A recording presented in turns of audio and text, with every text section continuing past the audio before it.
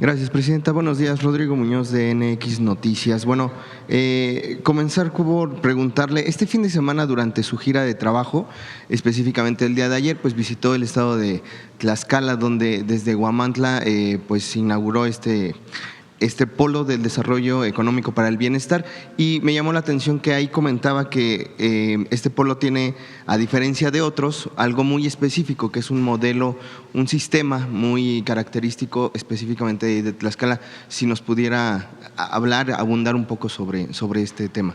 Sí, vamos a llevar el modelo Tlaxcala a todo el país. ¿En qué consiste? Los polos de desarrollo para el bienestar tienen el objetivo de que haya inversión en manufactura, principalmente en industria, en distintas regiones de nuestro país, particularmente aquellas regiones donde históricamente no ha habido manufactura o hay poca inversión en industria.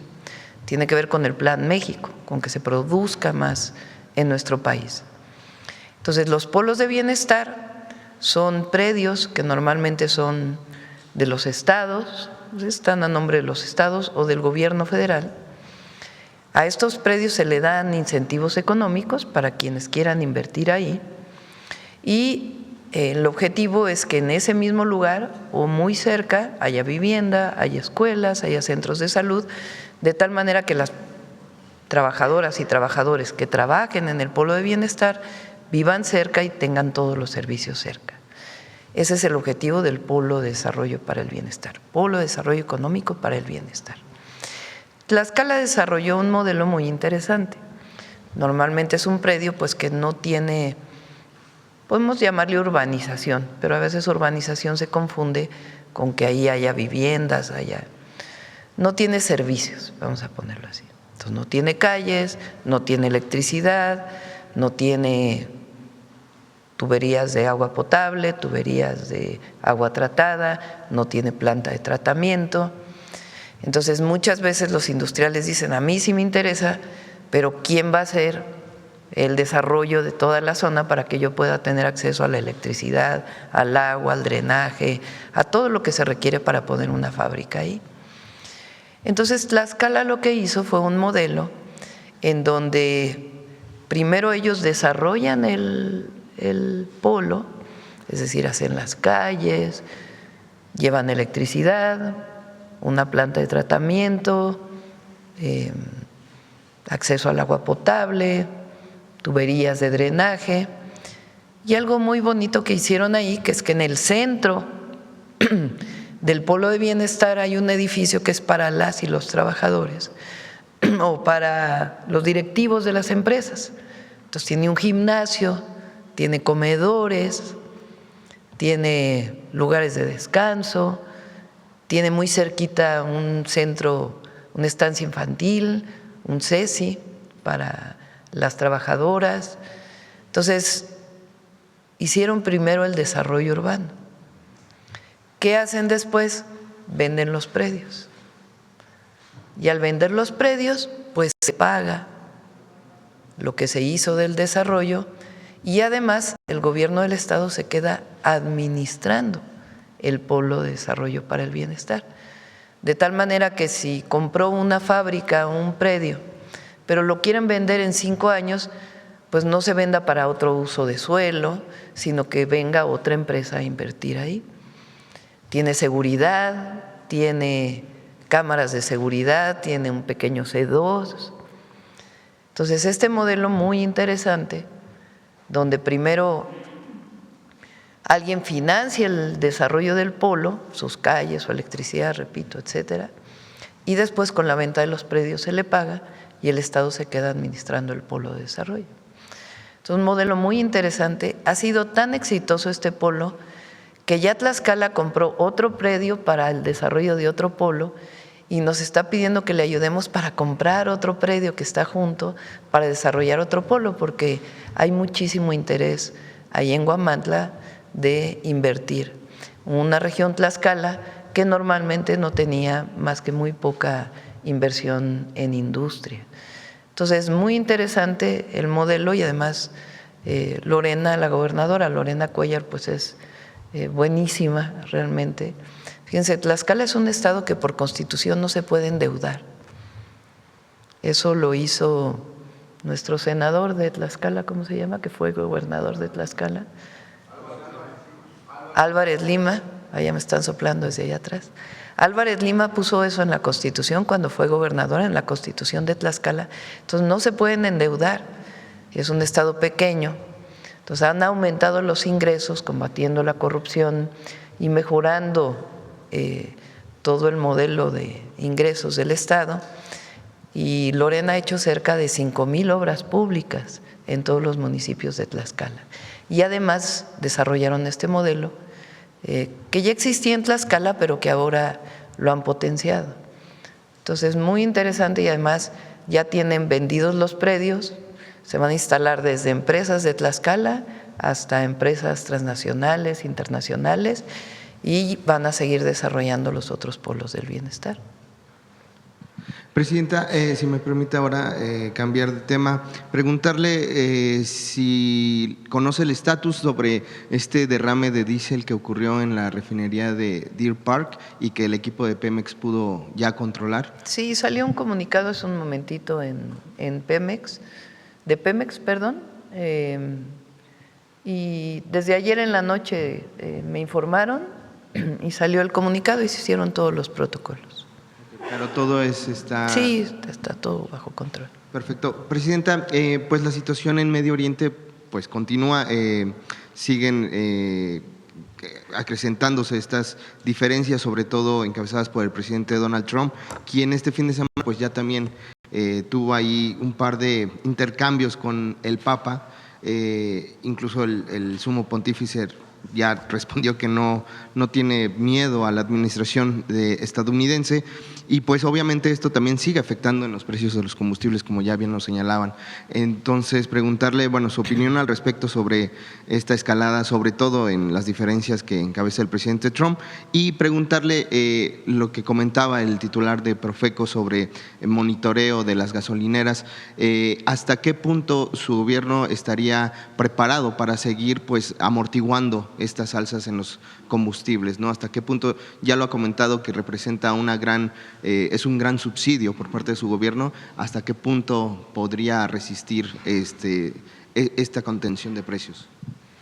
Bueno, justo aquí en la mañanera hace unos días celebrábamos que iba a haber un alto al fuego.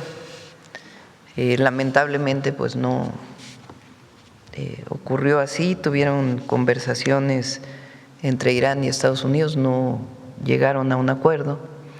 Como ustedes saben, la posición de México siempre es lo que defiende nuestra Constitución.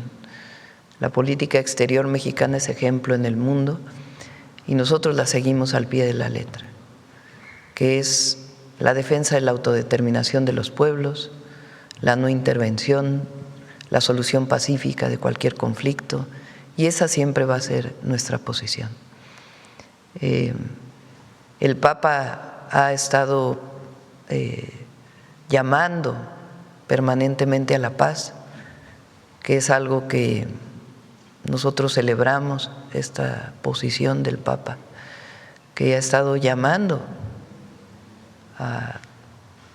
no solo a Estados Unidos, sino a todos, a Israel, a todos, a no intervenir, a garantizar la paz en el mundo. Entonces, es una posición muy cristiana y reconociendo la labor que debe desarrollar alguien que representa no solamente una religión, sino un Estado, y que ha estado convocando a la paz en el mundo. Y esa siempre va a ser nuestra posición, de apoyar la paz. Desafortunadamente, como esta zona representa alrededor del 20% de la producción mundial de gas, de petróleo y de fertilizantes, al no poder pasar por el estrecho de Hormuz los navíos que llevan combustible, pues entonces han aumentado los precios del petróleo y con ello de las gasolinas y el diésel. Nosotros somos muy responsables en el manejo del presupuesto y lo que buscamos pues es reducir al máximo los costos operativos del gobierno, sin que esto impacte en la propia operación para la gente. Hay muchos servicios que del gobierno pues que deben seguir funcionando a la perfección, y el recurso que se les da a las entidades federativas también pues debe cumplirse con ello de acuerdo con lo que fue aprobado en el presupuesto de egresos de la Federación. Entonces nosotros cumplimos con el uso responsable de los recursos y nosotros nos apretamos al máximo para poder apoyar a la gente, garantizar los programas de bienestar a los que nos comprometimos, como esta beca para las niñas y los niños y todos los programas de bienestar, y al mismo tiempo buscar el apoyo para que no haya inflación, porque la inflación afecta mucho a los que menos tienen, a todo el país, a la economía, pero afecta mucho a los que menos tienen. Entonces, una parte fundamental de la macroeconomía y la inflación la define el Banco de México a través de las tasas de interés. Pero hay otra parte de trabajo permanente con toda la sociedad que puede desarrollar el gobierno. Entonces, lo primero es que no suban los precios de los combustibles, como subirían si no estuviéramos interviniendo. Y la segunda, pues es todos los productos de la canasta básica, que debemos buscar todas las maneras para que no suban. Ya hubo un ejemplo con lo que hizo el presidente López Obrador durante 2022 con la guerra en Ucrania, que subieron mucho los precios principalmente de los granos y de otros productos, también de los combustibles. Entonces hubo ya hay un primer ejemplo de lo que se hizo. Nosotros seguimos con el PASIC, pero aún así han subido los precios de algunos productos y muchas veces es especulación y nosotros no podemos ser omisos ante la especulación de muchos productos. Entonces tenemos que sentar a los gasolineros, tenemos que sentar a los productores, a los comercializadores y entre todos hacer un gran esfuerzo por el país y por las familias mexicanas. Y a eso nos estamos dedicando. Ya se han estado reuniendo los secretarios, las secretarias con quienes corresponde, pero ahora lo voy a hacer yo de manera personal, pues para que entre todos trabajemos para que no suban los precios y que mantengamos la canasta básica con precios accesibles para todas y todos los mexicanos. Presidenta, rápidamente sobre el tema expuesto esta mañana. Por cierto, porque vale la pena, cómo se pasan algunos. Hemos estado apoyando con el diésel. El acuerdo era que no subía arriba de 28.28, que ya de por sí es alto, porque estaba en 26.50. Y ahora que fui de recorrido por Morelos, Puebla, Tlaxcala, algunas gasolineras a 30 pesos el diésel. ¿Cómo? Si además se están utilizando recursos que deberían ayudar a todas y todos los mexicanos para apoyar y de todas maneras mantienen los precios de los combustibles altos.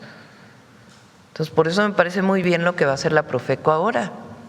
Además de estar revisando que operen adecuadamente, si hay precios muy altos se va a poner una manta muy grande, una lona, que diga no compres aquí, está muy alto el precio del combustible.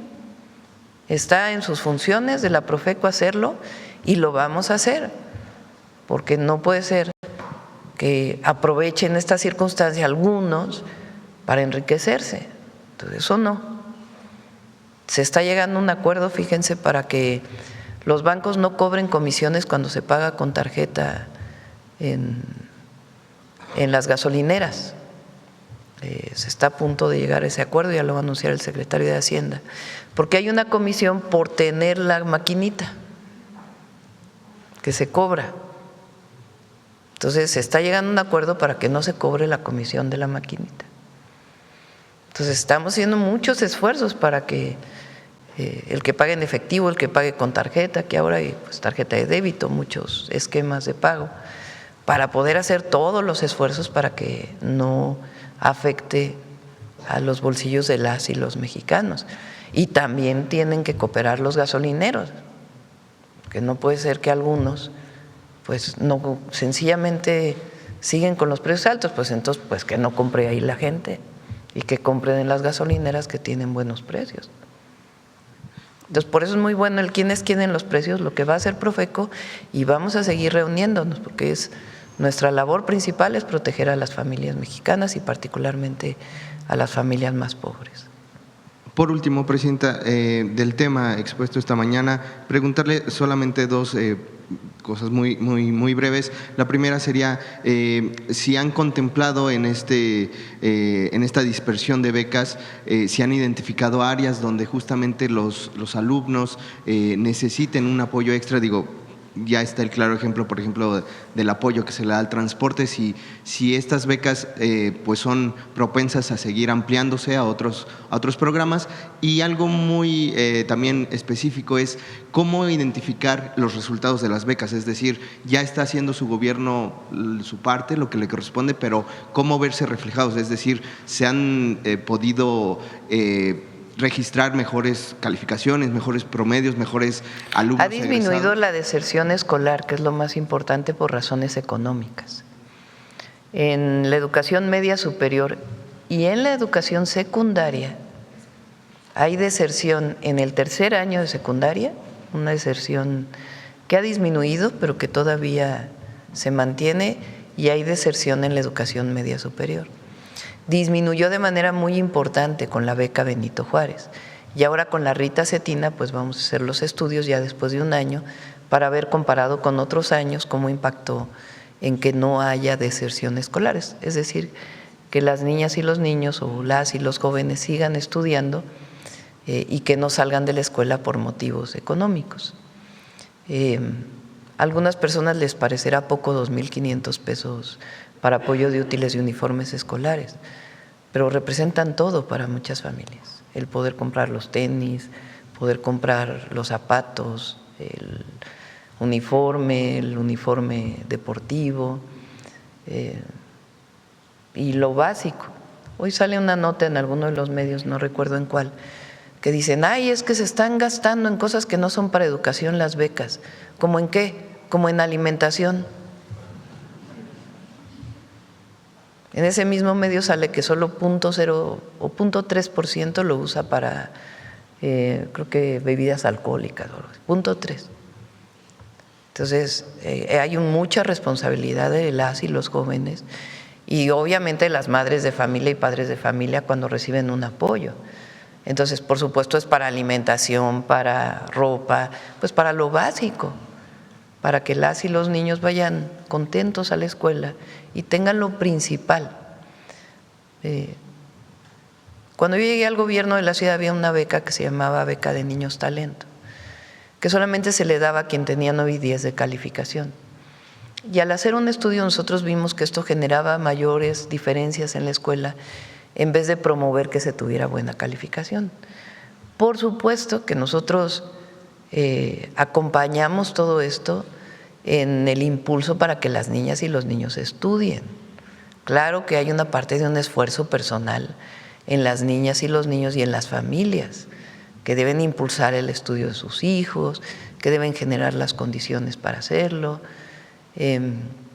pero muchas veces hay motivos económicos. Entonces no se puede pedir una calificación igual a un niño que no llegó desayunado a la escuela que a alguien que llegó desayunado a la escuela, o alguien que tiene problemas en la casa frente a alguien que no tiene problemas. Entonces, más bien lo que nosotros queremos es que todos lleguen iguales, todos lleguen parejos.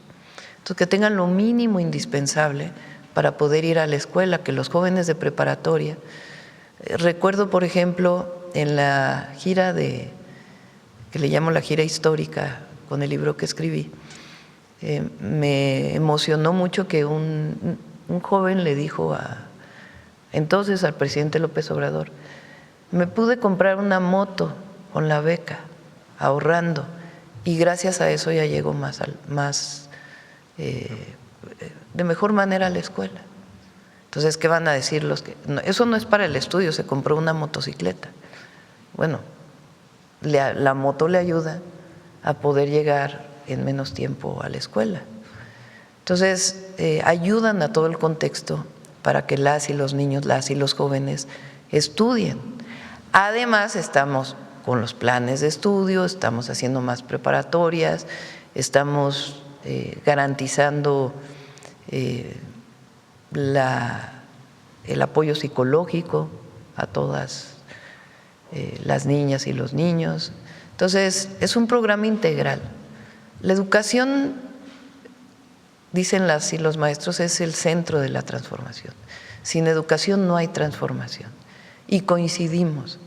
Por eso todo este apoyo y toda esta inversión a la educación pública, porque al gobierno le corresponde apoyar la educación pública. Que haya educación privada, particular, está muy bien. Y quien quiera llevar a sus hijos a una escuela particular tiene todo el derecho y está muy bien, y tienen que regirse pues, por lo que establece la Secretaría de Educación Pública. Pero el gobierno lo que tiene que garantizar es que la educación pública sea la mejor de todas las educaciones y que todas las niñas y los niños tengan lo necesario para poder ir a la escuela. Y eso es lo que estamos haciendo. Gracias, presidenta. Buenos días. Gracias. Vamos de este lado. A ver, párame.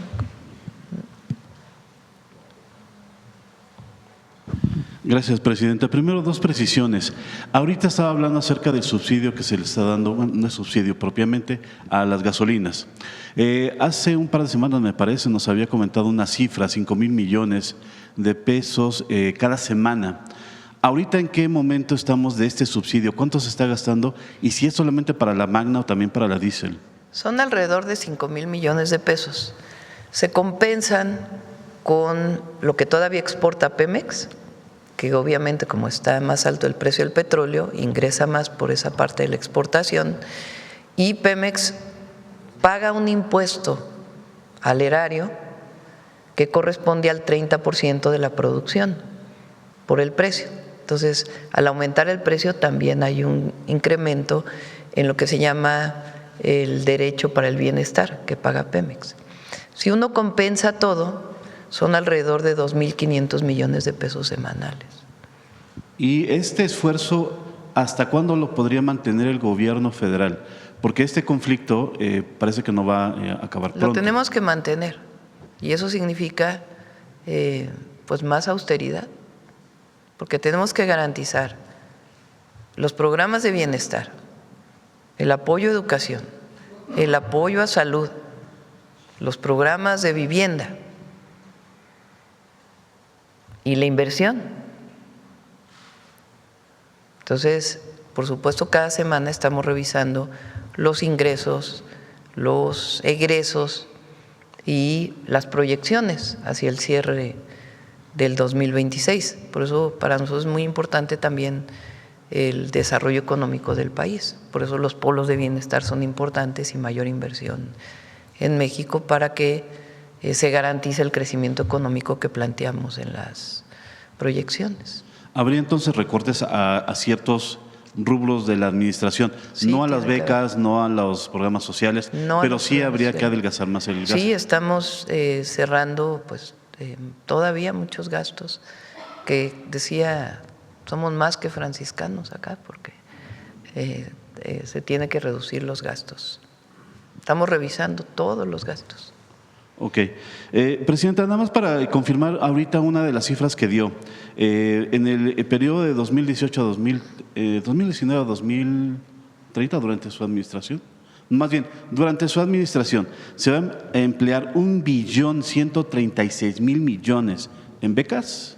Eso es lo que… Al 2030, ajá, sumando del 2025, digamos, o de octubre de 2024 a octubre de 2030. Sí, porque la gráfica era en millones de pesos. Entonces son 1.136.000 millones. Si sumamos los 6 años, todos los estudiantes que se apoyan o que se van a apoyar, los que ya se apoyaron y los que se van a apoyar, ese es el monto que vamos a invertir.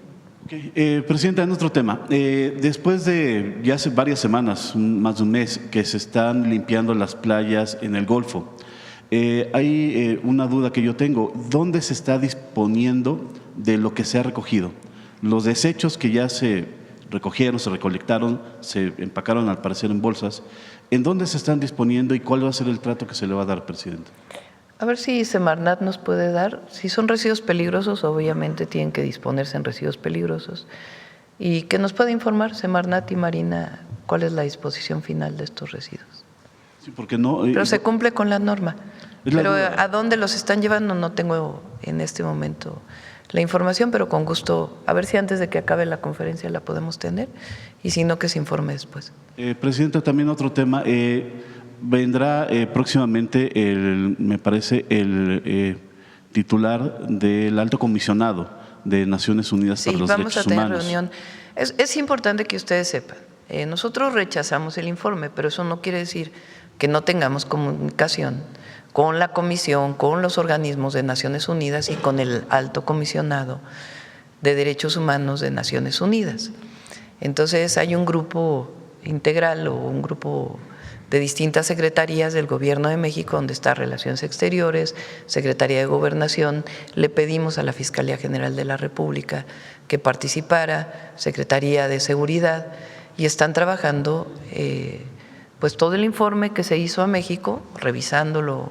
Le pedí al ministro Saldívar que también ayudara en este tema. Entonces, que como saben, pues trabaja en Presidencia. Entonces, se está revisando todo el informe para poderle dar todos los argumentos, y ahí en el informe también plantean algunos apoyos de coordinación, etcétera. Entonces, tomar, digamos, la parte importante del informe hacia el Gobierno de México que nosotros reconocemos para poder dialogar con el Alto Comisionado y con todos los organismos relacionados con derechos humanos para informarles lo que se está haciendo en el tema de desaparecidos, cómo atendemos a las familias, cómo cambiamos la ley para poder garantizar la atención integral, la justicia y la verdad en todos los casos. Entonces hay comunicación y hay un plan de trabajo. Gracias.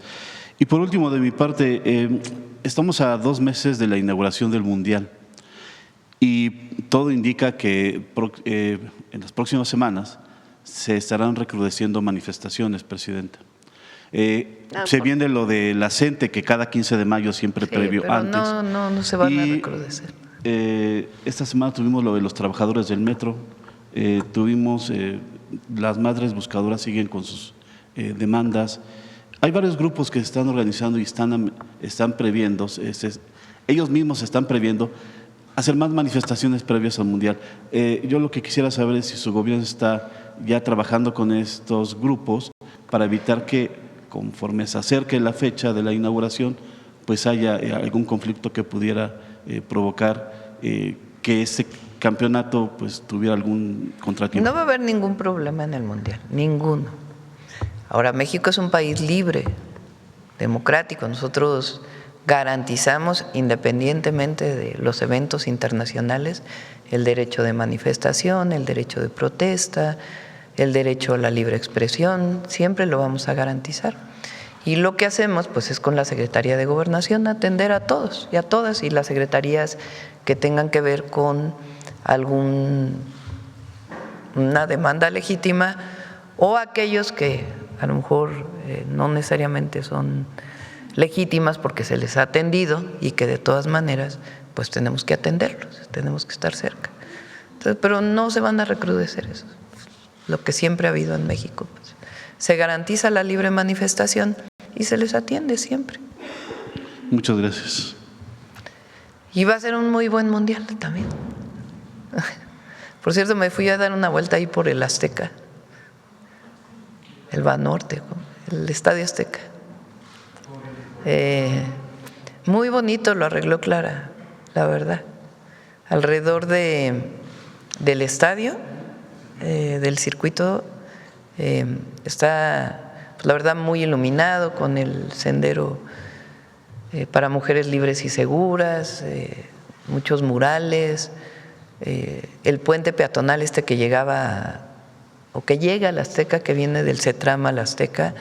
Ahí estaba con muchísimos comerciantes, se reubicó a los comerciantes, quedaron muy bonitos los barandales, el CETRAM también quedó muy bien, y Tlalpan está quedando muy bonito. Acá. Presidenta, gracias. Buenos días a todos. Buenos días. Israel Aldave, de Grupo Fórmula. Preguntarle, Presidenta, en este viaje que hará usted el próximo fin de semana a Barcelona, España, si representa el restablecimiento de las relaciones diplomáticas con España. Nunca se ha roto la relación diplomática con España, nunca. bueno, en la época de Franco, pero desde que vino aquella carta que redactó aquella carta el presidente López Obrador al rey de España, las relaciones diplomáticas continúan, las relaciones comerciales continúan, el turismo continúa, es decir, nunca ha habido rompimiento de las relaciones. Lo que hay es una interpretación muy distinta de lo que fue la conquista o la llegada de los españoles a México.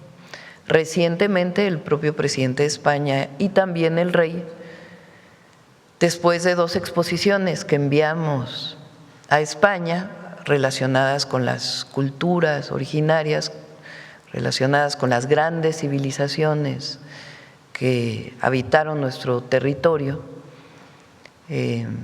hicieron declaraciones distintas, digamos, a lo que en su momento hicieron, en donde negaron y hasta hicieron una campaña en contra del presidente López Obrador. Ahora ha sido distinto. El rey hizo declaraciones reconociendo quizá no exactamente lo que pedía la carta del presidente López Obrador, pero sí reconociendo que hoy tenemos que evaluar de una manera distinta lo que fue la llegada de los españoles al entonces territorio mexicano, que no se llamaba México, y lo que después fue la Nueva España. Y también por parte del canciller del gobierno español. Entonces yo dije, hay un paso en este sentido. Ahora, la reunión a la que voy a Barcelona no es una visita de Estado a España. Claro que ahí nos vamos a reunir con el presidente de España en el marco de esta reunión a la que se está convocando. Y ahí vamos a ver pues al presidente, a otros presidentes de América Latina y otros representantes de otras naciones. Es en este marco en el que vamos. Y creo que estamos avanzando en esta visión, porque es importante para nosotros, y eso es para todas y todos los mexicanos. Hay esta visión que incluso nos enseñaron a nosotros en la escuela, de que los españoles habían venido a civilizar, que habían venido a que los pueblos que eran muy atrasados tuvieran una nueva visión y que fue un encuentro de 2 mundos. Después incluso en los 500 años así se trató de generar el encuentro de 2 mundos. Bueno, pues fue un encuentro bastante violento, porque hubo matanzas a los pueblos indígenas, se obligó a tener una sola religión y fue muy violento. Y además, pues saquearon a nuestros territorios durante 300 años. Tan es así que se da un movimiento de independencia 300 años después. Pero esta visión de que llegaron a civilizar, pues es una visión que ya no debemos tener, porque aquí en nuestro territorio había civilizaciones extraordinarias, incluso mucho más avanzadas en muchos temas que en Europa. No se diga las ciudades, la manera en que se construyeron las ciudades, la forma de alimentarse, la relación con la naturaleza, la convivencia. De esto hace un desarrollo muy grande el presidente López Obrador en su último libro de Grandeza. Y para nosotros representa no solamente una interpretación de lo que fue la historia o es la historia de México, sino también de la dignidad de los pueblos de hoy, de la dignidad del pueblo de México, de los pueblos indígenas, de los afrodescendientes. es una interpretación de la historia que reconoce nuestro legado de grandeza y que también visualiza lo que fue la violencia de toda aquella época. Entonces, eso es lo que nosotros defendemos y por eso es importante seguirlo diciendo. Pero también hay que reconocer que ha habido un acercamiento distinto en el último año, tanto del gobierno español como del propio rey de España. Y también hay que ser muy sensibles a esa situación que incluso en España la derecha española dijo, ¿cómo es posible que reconozcan a los indios y a los abusos que hubo durante la invasión española a los territorios? Entonces, es importante que sigamos en esta visión, que sigamos enviando muchas exposiciones, que vayan antropólogos mexicanos a España a explicar lo que eran las grandes civilizaciones, que se escuche en España lo que fue la llegada de los españoles, que se escuche la visión, como decía, no está José Alfonso hoy, se me olvidó el autor de La visión de los vencidos, León Portilla. Presidenta. Entonces, todo esto es muy importante para México, no es menor, es fundamental. Entonces, hay que reconocer que hay un avance en lo que han declarado y seguir trabajando en ello y seguir diciendo una verdad distinta a la que durante años se quiso imponer, una visión muy eurocentrista de que se descubrió América. No, pues América la descubrieron ellos, pero América existía desde hacía muchos siglos y milenios antes. ¿Tiene programada alguna reunión con el rey? No. En esta visita. Y en esta reunión bilateral con el presidente del gobierno español, ¿personalmente le va a solicitar esto, presidenta, que nos comentaba? Todavía no tengo la agenda.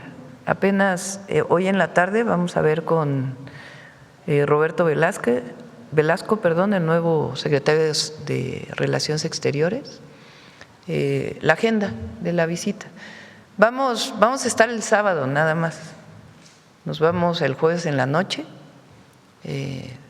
Se viaja todo el día y se llega el viernes en la noche porque son 8 horas más allá. Entonces vamos a estar el sábado y el domingo nos regresamos. Es nada más un día el que vamos. Pero en este encuentro bilateral, si es que se llega a concretar con el señor Pedro Sánchez, ¿le solicitaría esto de insistir en que soliciten, que pidan disculpas a nuestro país por las atrocidades de la conquista? Vamos a seguir insistiendo en que se conozca la verdad desde los pueblos originarios, la visión de los pueblos originarios y nuestra visión de hoy en nuestro país, y que vayamos impulsando otras exposiciones, otras visiones, otros congresos, otros que cambien esta visión y que sigan reconociendo ellos un reconocimiento a los pueblos y a las grandes civilizaciones. El que no tuvieran la religión que ellos tenían no quería decir que aquí no había una cultura extraordinaria con otras religiones y que no deben ser deben ser respetadas igual. Presidenta, y ya en cuanto a la cumbre de gobiernos progresistas, ¿cuál es el mensaje que llevará usted? Otra visión más que religiones, porque me quedé pensando, otra visión del cosmos y de la humanidad muy distinta. Perdón, la última. Sí, le comentaba en cuanto a su participación en la cumbre, todavía no tiene, ahora será… Sí, apenas hoy en la tarde lo vamos a ver y con gusto les informamos. ¿Y el mensaje, presidenta, que va a llevar usted? La paz, el reconocimiento de por el bien de todos, primero los pobres, el que no se gaste tanto en guerras y se atienda a la humanidad. no sé si oyeron a ver si está por ahí traducido. Hay una entrevista que dan los astronautas que fueron en el último, Artemis se llama, ¿no? Lo que dice ella es muy bonito. A ver si lo tienen por ahí, el astronauta. Es muy bonito. Por otra parte, presidente, retomando, ya se estaba tocando el tema referente a las manifestaciones. Hablando exclusivamente del metro, estuvo hoy la jefa de gobierno en la reunión de los lunes. ¿Qué le comentó, presidenta? Los trabajadores amagan con llevar a cabo paros escalonados con el argumento de que no se ha invertido los recursos necesarios en el mantenimiento del metro. ¿Se va a destinar un dinero extra, digamos, para el mantenimiento del metro? Nosotros dimos 1.500 millones ahora a la ciudad. Estamos trabajando en terminar la línea 12 hacia el poniente. Esa es una inversión del gobierno federal, además de la inversión en el tren insurgente que se terminó, y los trenes hacia Querétaro, hacia Pachuca, que también ayudan mucho a la Ciudad de México. Y la jefa de gobierno está invirtiendo también en el metro y en el tren ligero.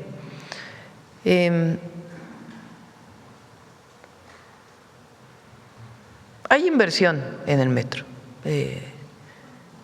La línea 1 del metro es nueva, completamente nueva.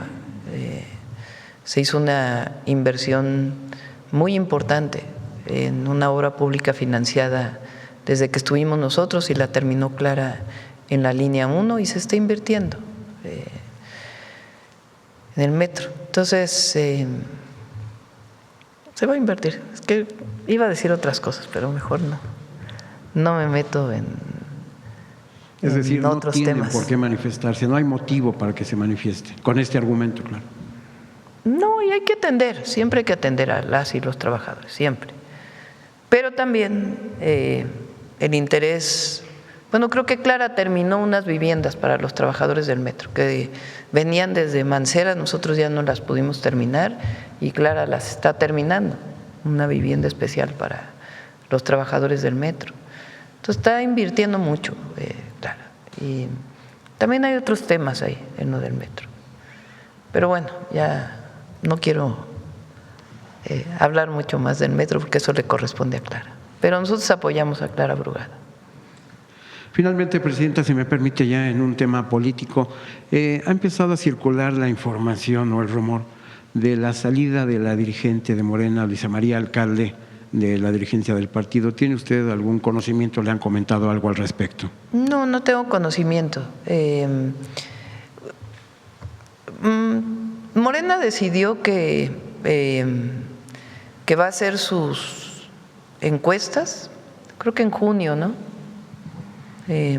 Finales de junio o algo así, por ahí es la fecha. O empiezan las encuestas para poder definir a las y los candidatos. Aprovecho para decirlo aquí públicamente, ya se los dije a todos los servidores públicos, quien trabaje en el gobierno de México y en cualquier gobierno y quiera participar como candidato debe dejar el gobierno.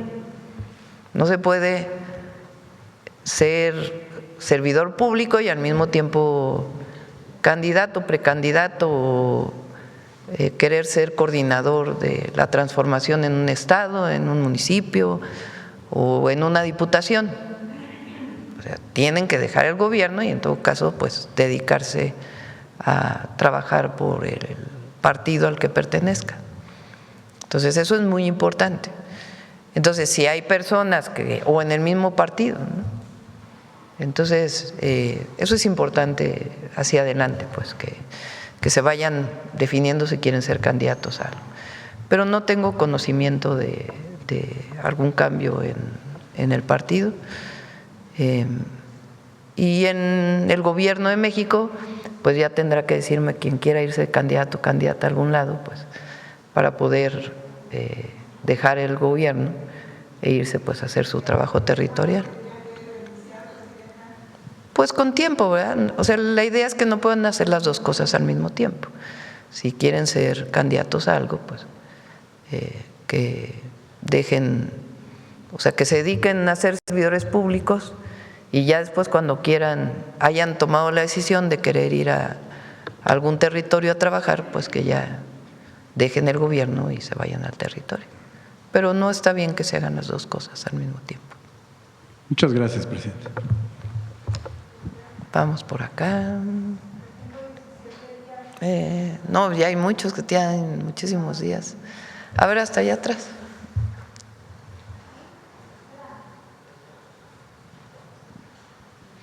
Y además yo reconozco mucho el trabajo de Luisa María. Ellos son la generación, la nueva generación. No son millennials, ¿o sí? ¿Son millennials? Z no son, ¿verdad? Pero millennials. ¿Qué generación viene antes de los millennials? No, ese es después, antes.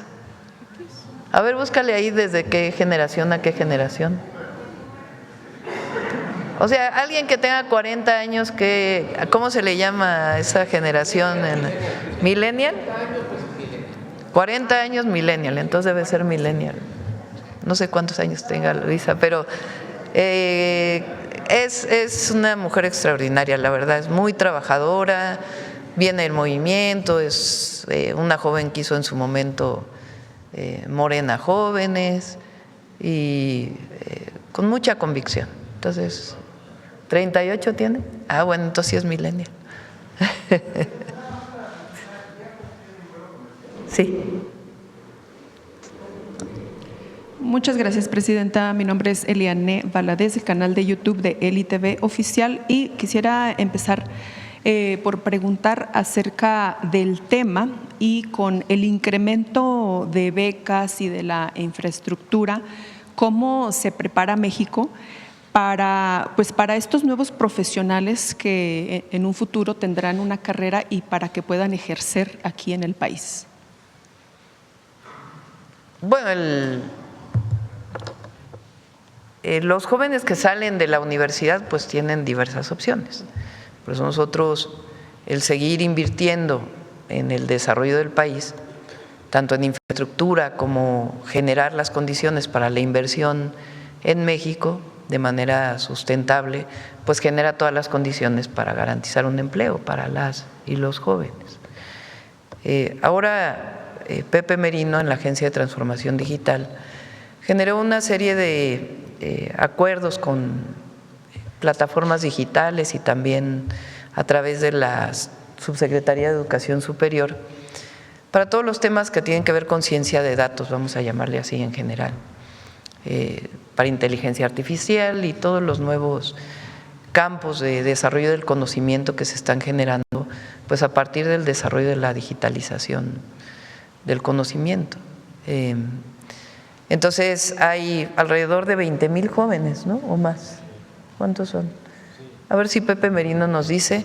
Son alrededor de 20,000 jóvenes, muchos de ellos del Tecnológico Nacional de México, que se inscribieron para poder participar en certificaciones relacionadas con ciencia de datos en distintas áreas, desde inteligencia artificial hasta programación y otras especialidades. Entonces también estamos trabajando en ello para que quien tenga el deseo de participar en ello lo pueda hacer. Y con la plataforma Saberes MX también se están dando certificaciones en distintas áreas del conocimiento. Muchas gracias, presidenta. Hay las nuevas carreras también en los tecnológicos también. Muchas gracias, presidenta. En otra pregunta, quisiera que si nos podría hablar un poquito más acerca de lo que pasó en Puebla este fin de semana, donde se dijo que usted regañó a los manifestantes. Si nos podría dar un poquito más de contexto para entender qué fue lo que sucedió exactamente. Me da risa porque fíjense, yo acostumbro a atender a todo el que se manifiesta. Así he sido toda mi vida. Cuando estaba en Tlalpan, aquí está Iván, no me va a dejar mentir. Cuando era delegada de Tlalpan, jefa delegacional de Tlalpan, estaba en la oficina ahí en pues en lo que es la alcaldía ahora, y se estaban manifestando unos vendedores, ¿no? Unos comerciantes, ¿no? De la ciclovía famosa, porque estábamos ordenando la ciclovía para que los domingos, se usa mucho, pudiera haber comerciantes, pero al mismo tiempo pues se liberara la ciclovía para los ciclistas. Entonces manifestaron afuera de ahí en la placita de Tlalpan, que es hermosísima, por cierto, y entonces gritaban que baje la delegada o algo así, ¿no? Que baje Claudia, que baje Claudia. Y todos los compañeros, no vayas a bajar, no vayas a bajar. No, pues ¿cómo no? Si me están diciendo que baje Claudia. Entonces ya bajé y ya les digo, a ver, préstenme el micrófono. Y ya les expliqué lo que estábamos haciendo y total llegamos a un acuerdo y aplausos, aplausos, vámonos, y ya me regresé. Así ha sido siempre. En la jefatura de gobierno también me pasó que se estaban manifestando y se habían cerrado las puertas. Entonces al final dije, a ver, voy a salir para ver exactamente qué quieren y ver cómo le hacemos, y también nos atendimos. Ahora que voy a las giras, pues me ha pasado muchas veces que hay personas con carteles que están gritando mientras estamos interviniendo, y les digo, a ver, ¿qué les parece si los atiendo al final del evento? Con todo gusto. Incluso a la mitad del evento, mientras habla alguien, me he bajado del templete para ir a atender a la gente que está con un cartel con mucha desesperación porque quiere hablar conmigo. Entonces es una actitud pues de atención. Obviamente pues hay todo un gobierno que también atiende, no, personalmente pues no puedo atender a todos, pero cuando a veces corresponde en una situación así, pues recibo a mucha gente, y al mismo tiempo cuando hay una situación en un evento de las giras, pues normalmente escucho a la gente. En este caso, previo a que llegáramos al evento de la entrega de viviendas, se les dijo a los manifestantes que se manifiestan en contra de el polo de economía circular que se va a hacer ahí. Se les dijo, se les informó por parte del gobierno del estado de Puebla y por parte de nuestros compañeros de logística que se adelantan en la gira, de que los iba a atender, que no tenían por qué manifestarse, que podían tener sus carteles levantados, pero que permitieran que se desarrollara el evento sin que hubiera consignas, y que después, al final del evento, con gusto lo recibía. Así nos ha pasado incluso con los maestros de Chiapas, que les decimos, ayúdenos a que en el evento pues se pueda desarrollar el evento, que es de otro tema, y al final los atiendo. Y así ha pasado en muchos lugares. Entonces, en este caso, pues ellos, aunque sabían que los iba a atender, de todas maneras, mientras estaba el evento, pues estaban gritando. Y hubo un momento incluso que estaban empujando a la gente porque querían que la lona llegara hasta adelante. Entonces ahí fue cuando dije en el micrófono, a ver, ¿quiénes están de acuerdo en que termine el evento y después lo reciba? ¿Y quiénes no? ¿Quiénes quieren que los reciba ahora? Entonces todos dijeron, no, pues mejor al final del evento, ¿no? Porque estábamos entregando llaves de los nuevos departamentos de la Comisión Nacional de Vivienda en Puebla. Entonces, cuando ya lo pusimos a votación, pues ya se calmaron porque estaban empujando a la gente que estaba en el evento. Al final del evento los fui a atender, fui a ver una vivienda y después de ahí fui a atenderlos. Iba con el gobernador Armenta, que por cierto es muy buen gobernador, también atiende a la gente. Entonces llegué ahí, estaban muchos de ustedes y no me dejaban hablar. Dije, a ver, espérense, déjenme les explico. No se preocupen, no vamos a hacer nada en contra de la gente, nada más permítanme que les platique qué es lo que va a haber, cuándo van a ser las asambleas, cómo seguimos trabajando para llegar a un consenso. Pero había algunos que no me dejaran hablar, no me dejaban hablar. Entonces al final les dije, a ver, les voy a decir qué fue lo que pasó. Y entonces ya les dije, de todas maneras ustedes entraron en el evento, gritaron en el evento y sabían que de todas maneras los iba a recibir.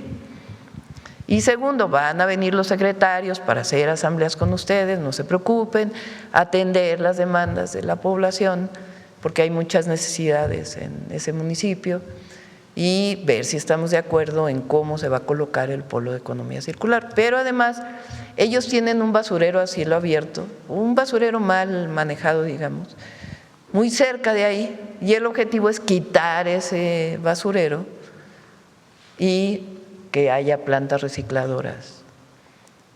Pero bueno, no me dejaban hablar, entonces por eso levanté un poco más la voz para que me escucharan, ¿no? Pero de ninguna manera estaba regañando, incluso si escuchan lo que les estaba diciendo es vamos a resolver el problema, no se preocupen. Eso fue lo que pasó. Lo que pasa es que algunos medios que estaban ahí pues buscan hacer una interpretación, pero bueno, lo importante es que la gente fue atendida, que es lo que a nosotros nos importa. Muchas gracias, Presidenta, por la aclaración.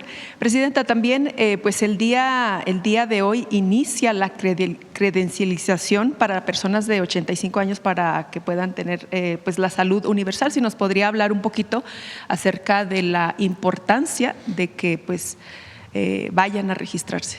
Sí, yo creo que el miércoles vamos a informar de cómo va la credencialización. Mañana viene seguridad, ya tenemos los datos del cierre de marzo. Mañana viene el gabinete de seguridad y el miércoles podemos dedicarlo un tiempo a la credencialización. Y si gustan, el miércoles ya hablamos de dónde están los módulos, etcétera, para la credencialización a partir del mes de abril. Perfecto, Presidenta. Y ya por último, no sé si Profeco nos podría aclarar un poquito qué es lo que pasa con los Magni Charters, esta aerolínea que pues canceló repentinamente todos los vuelos y qué pues estarán haciendo en este caso. Muchísimas gracias. ¿Tienen información? Con su permiso, Presidenta. Sí, efectivamente, el fin de semana tuvimos la noticia que Magni Charters había cancelado algunos vuelos. Ahí lo que se hizo fue, bajo el liderazgo de la Secretaría de Infraestructura, Comunicaciones y Transportes, y nosotros recolocamos a muchas de las personas que quedaron varadas en los vuelos que ya estaban programados. Y lo que se está haciendo ahorita es que en los módulos de esta aerolínea, en los aeropuertos, ya no hay nadie. Hay un teléfono que publicaron en un boletín y no contestan. Pusieron un audio en donde remiten el teléfono de Profeco. Entonces, lo que estamos haciendo ahorita, hasta el día de ayer a las 8 de la noche habíamos recibido únicamente 8 llamadas, la mayoría de agencias de viajes, por cómo funcionaba o cómo funciona el modelo de Magni Charters, que son aviones contratados en específico, no es que tengan venta directa al público para volar a algún destino. Entonces, ahorita todas las personas que quedaron varadas fueron recolocadas con apoyo de la Secretaría de Infraestructura, Comunicaciones y Transportes, y ya estamos hablando con Canaero para establecer un canal de comunicación en caso de que nos lleguen algunas quejas, y hoy vamos a hacer una visita física a las instalaciones que tenemos registradas en la Procuraduría para ver si todavía podemos encontrar personas con quien tengamos interlocución en caso de que hubiera quejas por parte de personas consumidoras. Gracias. Gracias, presidente. A ver, Pemex informa, los residuos recolectados en el Golfo de México son enviados a 3 plantas de tratamiento en Tabasco, Veracruz y Tamaulipas, donde se tratan, reutilizan, por ejemplo, en la producción de asfalto. Y Pepe nos dice que por lo pronto se están certificando 8,000 jóvenes en ciencia de datos. En tema de Magni Charter, la empresa decidió dejar de volar. Ellos hablan de que son problemas logísticos,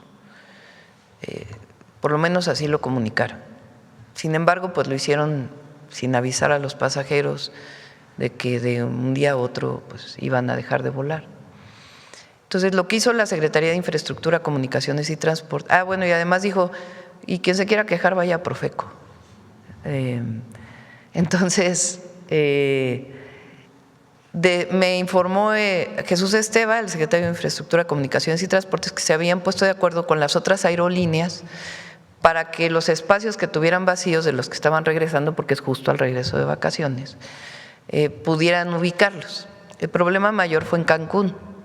Entonces, incluso estamos viendo con Mexicana, no sé si ayer iniciaron. Por cierto, Mara, la gobernadora, se fue al aeropuerto para poder atender a la gente, porque evidentemente pues estaban molestos porque nadie les daba información. Y aunque no tenía que ver con el gobierno del estado, ella personalmente se fue a atender a la gente, estuvo en comunicación con Jesús Esteva todo el tiempo y estamos viendo la manera de apoyar a estos pasajeros para que puedan tener vuelos para poder regresar a sus lugares de origen. Entonces, ese ICT está dando todo el apoyo necesario a los pasajeros. Obviamente, pues, frente a la circunstancia que no se avisó de que de un día a otro se iban a cerrar estos vuelos, pues se hizo lo mejor que se pudo. Y bueno, ya Profeco y las autoridades correspondientes pues revisarán por qué se hizo esto y pues que la empresa responda, ¿verdad?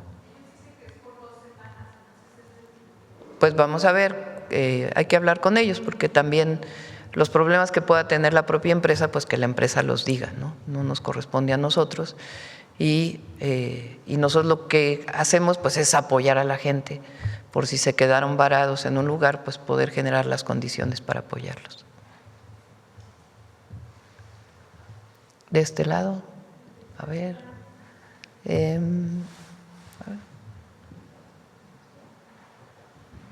Buenos días, gracias presidenta. Emir Olivares del periódico La Jornada. Solo en cuestión de la visita que va a realizar este fin de semana a Barcelona, solo una precisión. ¿Lleva algún mensaje también más allá del de la paz ante todo este asunto o mejor dicho, en favor del progresismo, sobre todo ante esta oleada de que, al menos en el continente, están retornando los gobiernos de derechas? Nuestro mensaje es en el marco de nuestra Constitución. Ya solo hablar de la autodeterminación de los pueblos ya es un mensaje muy potente en estos momentos, muy importante. Los pueblos tienen derecho a definir cómo se gobierna. Son los pueblos. Ya el solo hecho de decir que no debe haber intervención en ningún país ya es muy importante. A ver, pone el artículo constitucional. Que debe haber solución pacífica de los conflictos.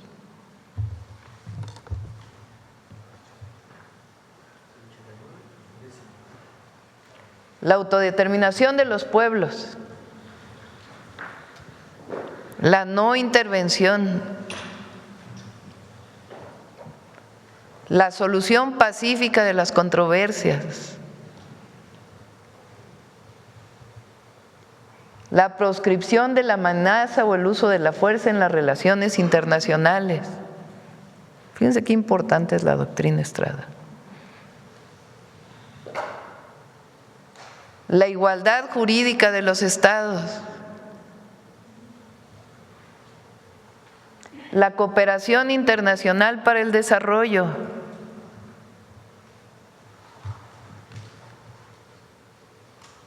el respeto, la protección y promoción de los derechos humanos y la lucha por la paz y la seguridad internacionales.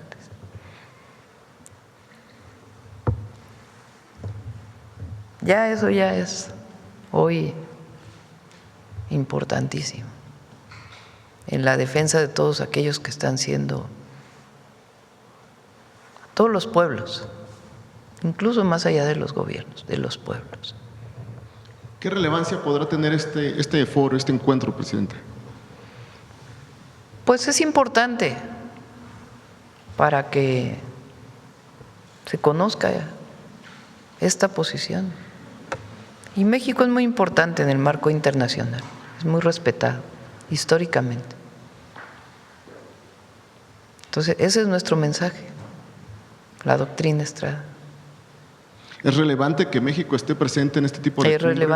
Es relevante. A veces no se puede ir a todos los foros porque coincidimos, como decía el presidente López Obrador, que la mejor política exterior es la interior.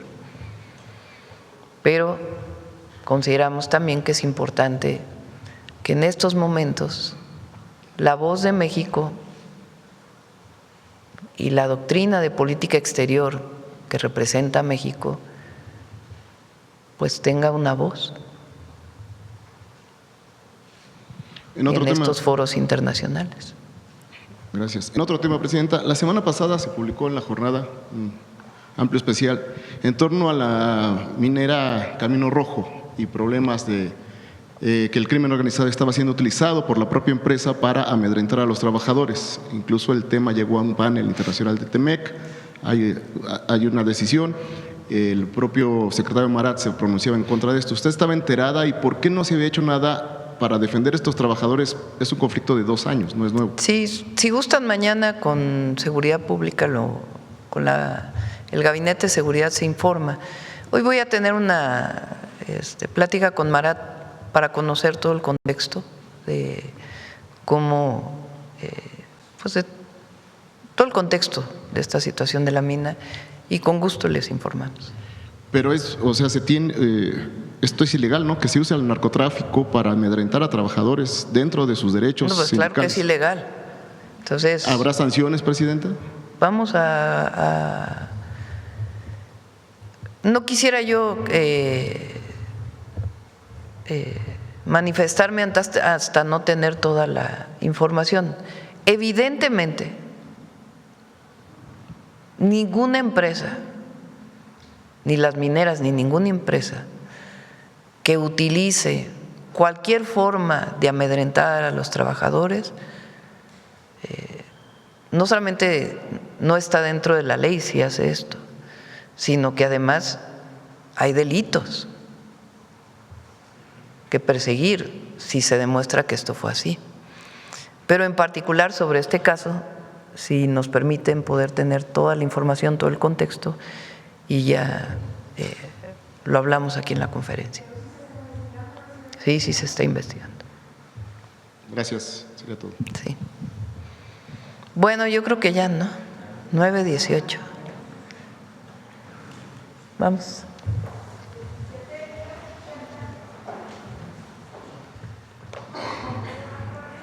Con su permiso, Presidenta, muy buenos días a todos y todas. Emiliano Zapata fue el primer gran hombre que nos habló en mexicano, en náhuatl. Así recordaba la modelo y profesora indígena Luz Jiménez el día histórico en el que conoció al caudillo del sur en Milpalta. Hoy quise recuperar este valioso testimonio porque creo que nos ayuda a reivindicar muy bien la profunda raíz indígena de la Revolución Zapatista, raíz que por mucho tiempo fue minimizada, a pesar de que este movimiento tuvo una innegable influencia tanto del idioma como de la concepción comunitaria de la tierra de los pueblos nahuas. No debemos olvidar tampoco que la propia lucha agraria de Zapata no inició en 1910, sino que inició en 1909, cuando lo eligieron calpuleque, es decir, jefe del pueblo o del calpuli de Anenecuilco, Morelos. Todo esto lo digo para que recordemos que Zapata es un representante de la resistencia de nuestros pueblos originarios, un defensor de sus valores y sus luchas, uno de los caudillos revolucionarios más puros y transparentes y sobre todo un ejemplo para el humanismo mexicano. Es por esta razón que el día de hoy, en el marco de su aniversario luctuoso, preparamos para ustedes un video con el corrido de la muerte de Zapata, interpretado por Amparo Ochoa. Veámoslo, por favor.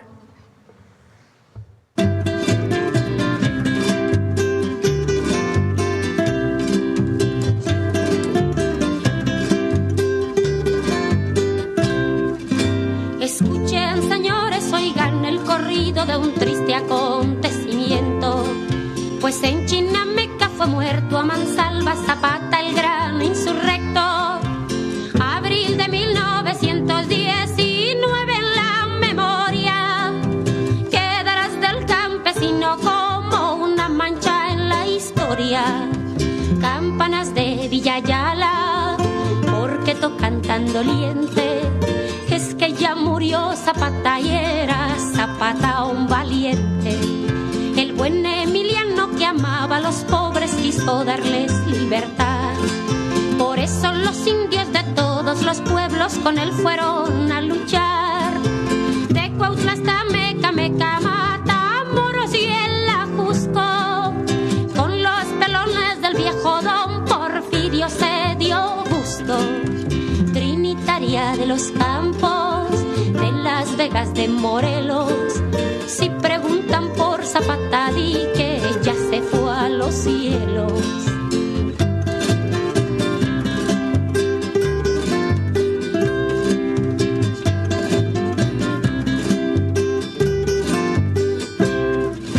Le dice Zapata a don Pancho Madero cuando ya era gobernante: si no das las tierras verás a los indios de nuevo entrar al combate. Se enfrentó el señor Madero contra Huerta y a Carranza, pues no le querían cumplir su plan, que era el plan de Ayala. Corre, corre, conejito, cuéntales a tus hermanos, ya murió el señor Zapata, el coco de los tiranos. Don Pablo González ordena a Guajardo que le finja un rendimiento, y al jefe Zapata disparan sus armas al llegar al campamento. Arroyito revoltoso, ¿qué te dijo aquel clavel? Dice que no ha muerto el jefe, que Zapata ha de volver.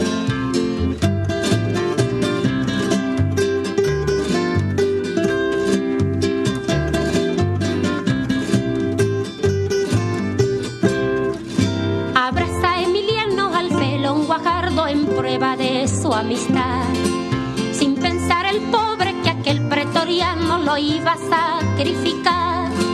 Jilguerito mañanero de las cumbres soberano, mira en qué forma tan triste ultimaron a Emiliano. Cayó del caballo el jefe Zapata y también sus asistentes. Así en Chinameca perdieron la vida un puñado de valientes.